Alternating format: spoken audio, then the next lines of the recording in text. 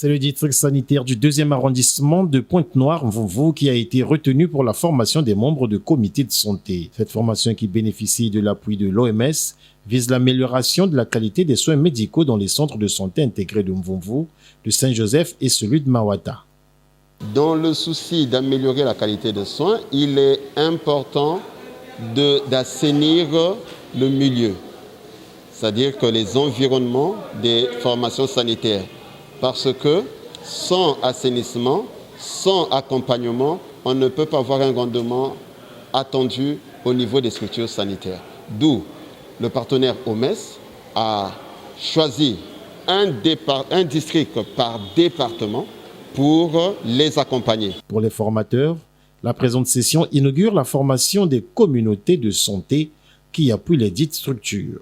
Prenons l'exemple du paludisme. Si le milieu est malpropre, il y aura les moustiques. Et au niveau des structures sanitaires, nous aurons un nombre élevé des enfants ou des grandes personnes atteintes de palu. Et donc, pendant que les acteurs de santé s'attellent à traiter, il faudrait que le problème soit également vu en amont. Et donc au niveau de la communauté. Pour l'édile de Mvumvu qui a eu l'insigne honneur d'ouvrir les travaux, accueillir et faciliter cette formation est prescrite par des dispositions bien précises.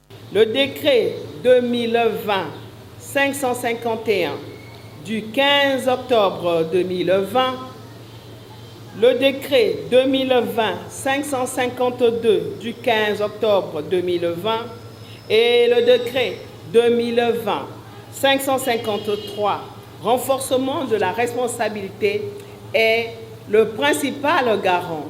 Ces dispositions exigent de réels changements, notamment la formation des ressources humaines de la mairie, des communautés, des aires de santé à travers les comités de santé, les membres de l'équipe cadre du district sanitaire et le personnel de formation sanitaire.